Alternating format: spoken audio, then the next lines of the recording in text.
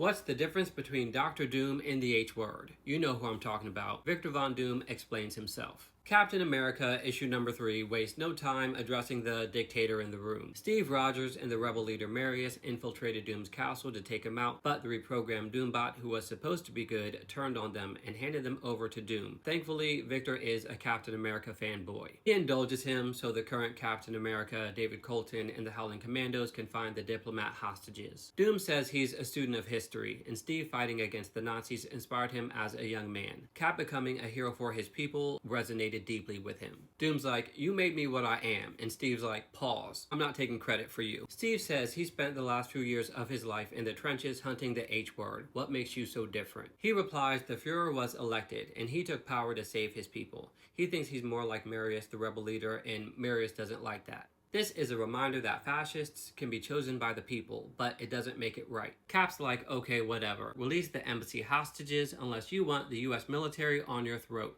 Doom decides to take them on a tour of Latveria land to prove that everything is peaceful with him in power. I'm just imagining the Doom bots as the mascots dancing and passing out cotton candy. Doom orders the release of the Americans, and Cap thinks it can't be that easy. Marius isn't buying what he's selling because they live in terror under an iron fist, and not the Danny Rand kind. Doom says they're not isolationists. When the world called upon them to fight the Germans in the First World War, they answered the call. And they did the same in World War II. When evil shows its face, they fight as men. He shows Steve a display of Captain America and Bucky, and he's pouring it on thick. Doom's really trying to win him over by reaching for his bleeding heart. Cap is conflicted. He's a man out of time, and he thinks that Bucky would know what to do. He thinks Bucky would just kill him to stop his madness from spreading across Europe. Doom says Steve's awakened to a new world. His country uses words such as freedom and democracy to cover their atrocities and their cold grip on the world. Marius says don't be distracted by the snake, and Cap's like, don't worry, I got it. Cap doesn't want to just fall back in line. He might end up being a citizen without a country, but he knows a bad guy when he sees one.